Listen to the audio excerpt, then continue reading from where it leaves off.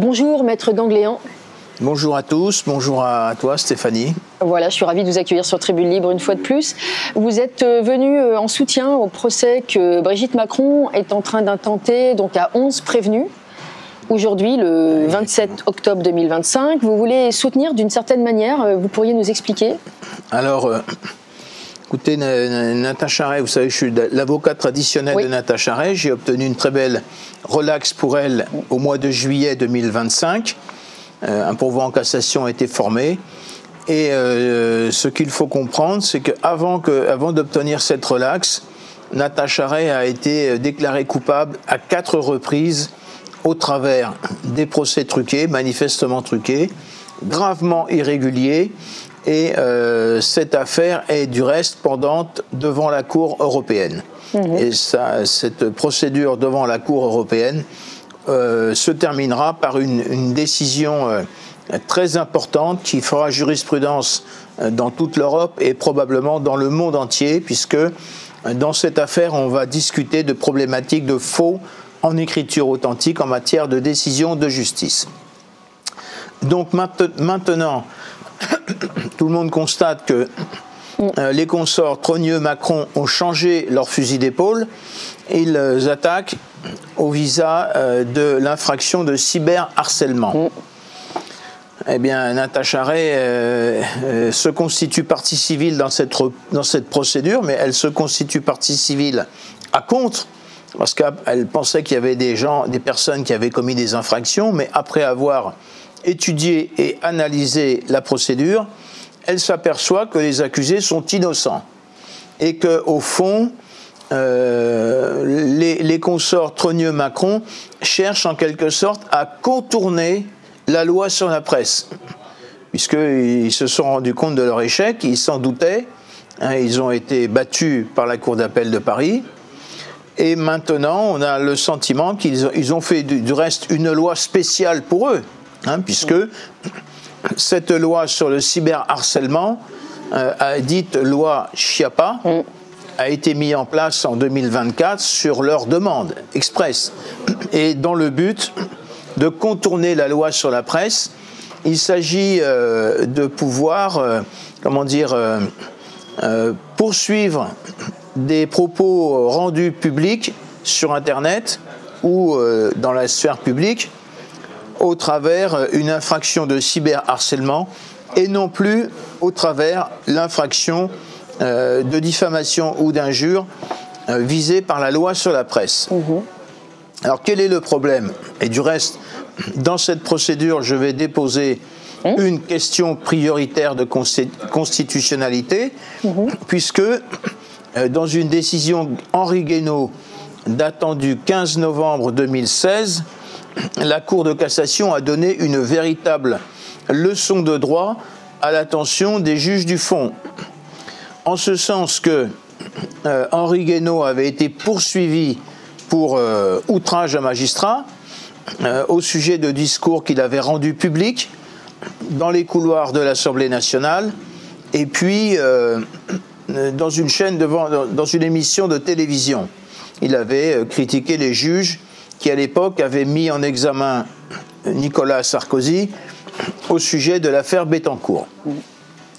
Donc Henri Guénaud est poursuivi, l'affaire passe d'abord devant la 17e chambre du tribunal correctionnel de Paris. Je me constitue partie civile à contre, c'est-à-dire je croyais qu'il était coupable, mais en vérité, quand j'ai vu le dossier, je me suis convaincu qu'il était, et les personnes pour lesquelles je suis intervenu ont été convaincus qu'il était innocent, donc j'ai demandé sa relaxe. Il a été relaxé sur les 2 accusations portées contre lui par le procureur de Paris, qui à l'époque était François Molins, surnommé dans les banlieues Molinsky. Et donc, le procureur François Molins fait appel de la double relaxe prononcée par la 17e chambre du tribunal correctionnel.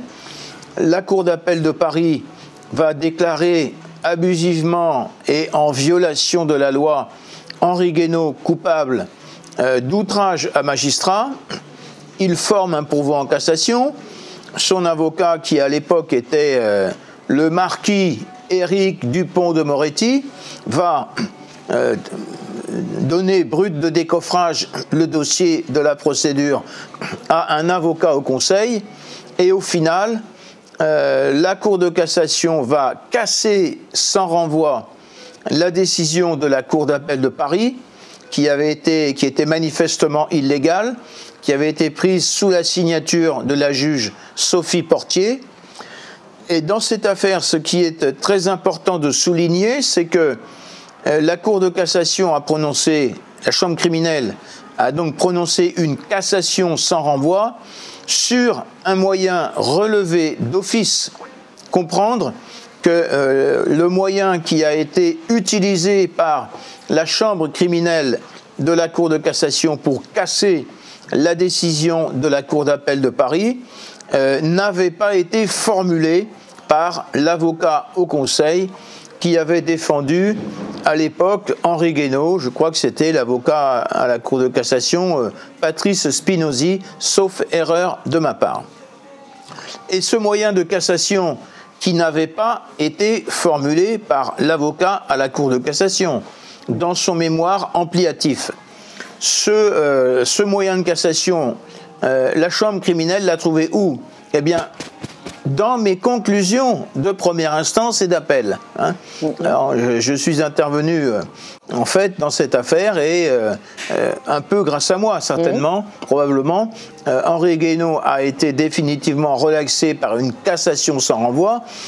Juste une observation, quand je suis arrivé devant la 17e chambre du tribunal correctionnel de Paris, eh bien, j'ai croisé Henri Guénaud, j'étais avec plusieurs personnes pour lesquelles j'intervenais. J'intervenais également pour une association, je crois que c'était l'Union des étudiants juifs de Jérusalem-Ouest.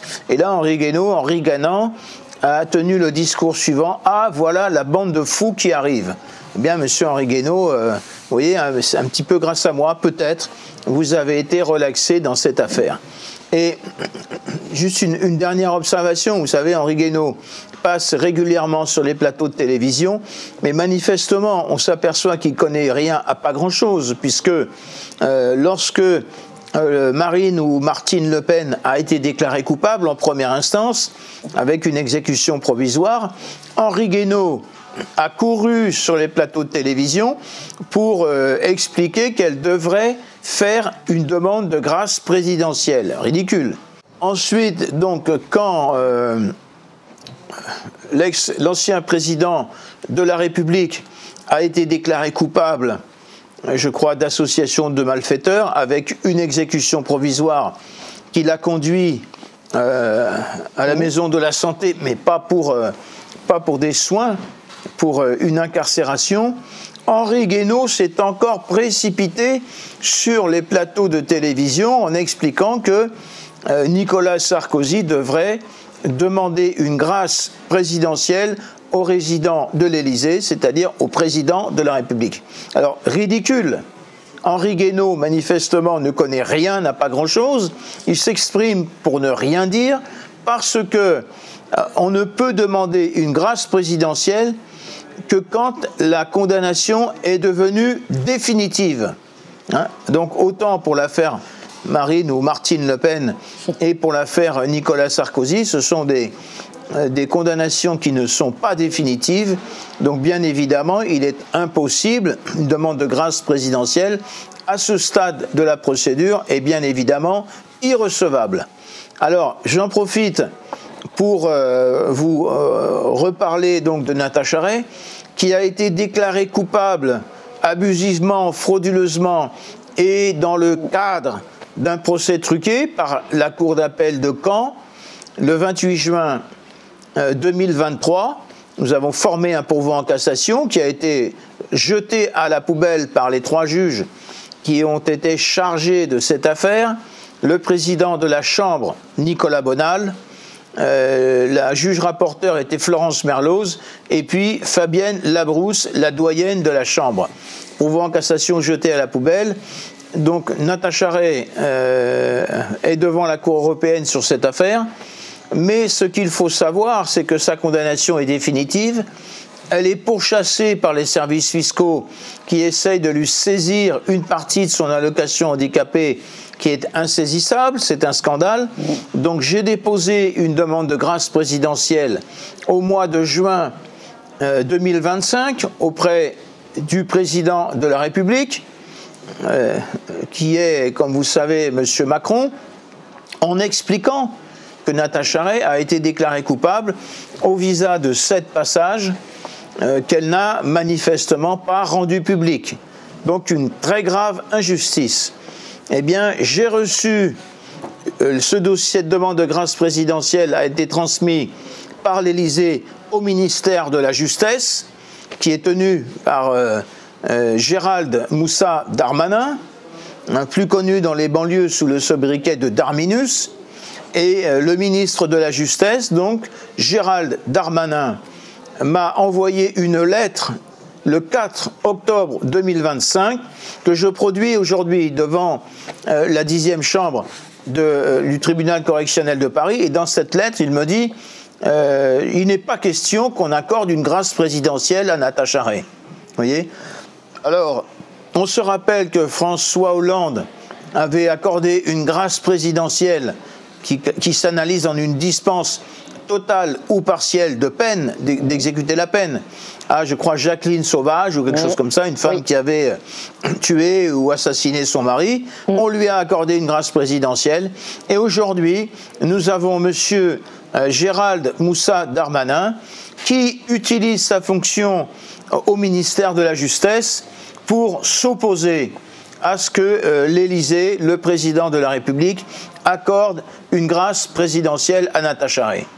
Et puis, juste une observation sur cette problématique. Lorsqu'une demande de grâce présidentielle est déposée, eh bien, le président de la République, normalement, c'est la tradition républicaine, est tenu de convoquer l'avocat et de s'entretenir avec l'avocat pour savoir exactement de quoi il s'agit.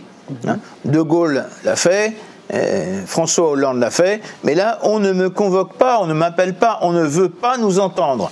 Donc, vous le savez, aujourd'hui, Natacha Ray a été déclarée coupable abusivement, frauduleusement, par la Cour d'appel de Caen, le 28 juin 2023, décision couverte par la Cour de cassation. La Cour européenne est saisie de ce dossier. Nous aurons prochainement une décision Natacha Ray contre la France, une décision qui condamnera la France pour violation de l'article 6, violation de l'article 10 et violation de l'article 13 de la Convention européenne. Et en attendant, eh bien, tout le monde est informé que Gérald Moussa Darmanin, eh bien, il s'oppose à ce que le président de la République accorde une grâce présidentielle à Natacha Ray. Bon, ben, c'est une situation inédite, extravagante, on pourra même presque dire baroque, et quand on pense que ce monsieur pense qu'il pourrait accéder à la fonction de président de la République, eh bien je lui dis en face, monsieur Darmanin, vous ne serez jamais président de la République. Et je vous invite même à démissionner de vos fonctions, puisque vous utilisez votre qualité de ministre de la Justice pour vous opposer à une grâce présidentielle bien méritée pour Natacha Ray.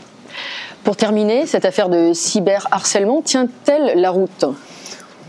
Moi, je pense que cette affaire de cyberharcèlement me paraît une nouvelle aventure engagée par les consorts Trogneux-Macron qui, à un moment, ont parfaitement compris que les procédures en diffamation qu'ils avaient engagées contre Natacha Ray et contre Amandine Roy allait se terminer par une déconfiture.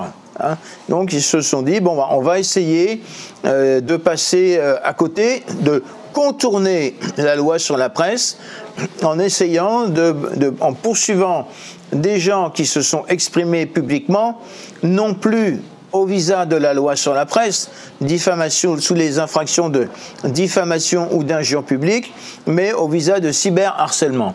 Vous savez, cyberharcèlement, ça ne veut rien dire. Et comme je vous l'ai dit, je pense que la Cour de cassation a déjà donné une leçon de droit aux juges du fond et aux procureurs, en leur disant, c'est la décision Henri Guénaud du 15 novembre 2016, dans laquelle la Cour de cassation dit mais non, lorsque les personnes s'expriment en public, on ne peut envisager des poursuites qu'au visa de la loi sur la presse. Et certainement pas pour outrage à magistrat ou outrage à personne exerçant une mission de service public ou aujourd'hui cyberharcèlement. Voilà, donc moi je pense que la juridiction, la 10e chambre, pourra certainement, c'est le sens de mes demandes, relaxer toutes les personnes qui sont poursuivies abusivement au visa de cette infraction, alors que Madame Brigitte Trogneux, épousaille Macron, aurait dû poursuivre au visa de la loi sur la presse, c'est-à-dire soit diffamation ou injure. Elle pense que la meilleure défense, c'est l'attaque, peut-être. Je pense que leur stratégie, nous en avons discuté avec Natacha Ray et j'en ai discuté avec des magistrats et des procureurs aussi, qui estiment que ce sont des personnes qui ont engagé une campagne de procédure judiciaire avec peut-être des complices dans la place, et en tout cas, après avoir désigné leur bon ami, le marquis Éric Dupond-de-Moretti, comme ministre de la Justice, ministre de la Justesse, après avoir expliqué publiquement que si il devenait ministre de la Justesse, ce serait, excusez-moi de l'expression qu'il a utilisée, entre guillemets, le bordel. Et on le retrouve ensuite à l'Assemblée nationale en train de faire des bras d'honneur à la représentation, aux représentants du peuple français. Bon, tout ceci n'est pas clair. Comment les choses vont évoluer ? Moi, je pense que je ne vois pas comment la 10e chambre du tribunal correctionnel de Paris, je crois que c'est une formation de jugement qui est présidée par un magistrat remarquable, je ne vois pas comment ces personnes pourraient obtenir, Madame Macron pourrait obtenir la condamnation de ces personnes. Et une observation finale, c'est que nous allons nous retrouver le 26 mai 2026 à 13h30 devant cette chambre. Natacha Ray est partie civile, c'est-à-dire qu'elle délivre une citation directe à Madame Brigitte Trogneux, épouse Macron, à son frère Jean-Michel Trogneux et à leur avocat pour faux, usage de faux et escroquerie au jugement. Nous reviendrons devant cette même chambre le 26 mai 2026 et donc les magistrats qui sont sérieux, qui sont compétents, auront déjà l'occasion de connaître dans le détail toutes les irrégularités très graves qui ont été commises dans cette affaire, dans le but, dans un premier temps, de pouvoir se retourner devant les journalistes de la presse mainstream, pour qu'ils puissent informer le public que telle ou telle personne ont été condamnées, donc ce sont des mensonges, et ensuite, par la suite, instrumentaliser ces décisions de justice obtenues frauduleusement et en violation de la loi aux États-Unis pour tenter de faire condamner Candace Owens. Candace Owens. C'est une situation absolument inédite, extravagante, je dirais même presque baroque. Nous avons la suite au prochain épisode, mais à tout le moins, je vais vous présenter une dernière observation. Oui. Natacha Ray a donc été relaxée sur 36 fausses accusations de diffamation portées contre elle par les consorts Jean-Michel et Brigitte Trogneux le 10 juillet 2025 par la Cour d'appel de Paris. Bon, Jean Hénochy a expliqué qu'ils vont former ses clients, donc Jean-Michel et Brigitte Trogneux vont former un pourvoi en cassation. Ils ont effectivement formé un pourvoi en cassation. Natacha Ray est partie en défense à ce pourvoi en cassation. Elle a constitué un avocat au conseil dans cette procédure. Et elle m'a chargé, dans cette procédure pendante devant la Cour de cassation, de déposer une requête en récusation contre 4 juges. Ce que j'ai fait le 16 octobre 2025.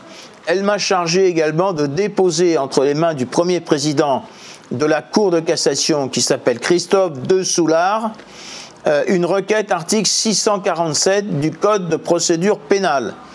Nous demandons à ce magistrat de nous autoriser à inscrire en faux 2 pièces de la procédure directement devant une cour d'appel. Eh bien, écoutez bien ce que je vais vous dire. Donc, le monde entier est informé que Natacha Ray est partie en défense à une procédure contre les consorts Jean-Michel et Brigitte Progneux devant la chambre criminelle de la Cour de cassation. Le vice-président des États-Unis, J.D. Vance, est informé. Candace Owens est informé. Le monde entier est informé. Eh bien, j'ai reçu, pas plus tard qu'il y a 2 ou 3 jours, une lettre d'un juge qui siège à la Cour de cassation, qui s'appelle Éloi Buat-Ménard. Et il me dit, les 2 requêtes déposées par Natacha Ray, on ne les examinera pas. Parce que, écoutez bien le motif, le prétexte sulfureux, parce que Natacha Ray n'est partie à aucune procédure actuellement devant la chambre criminelle de la Cour de cassation. Mais de qui se moque-t-on?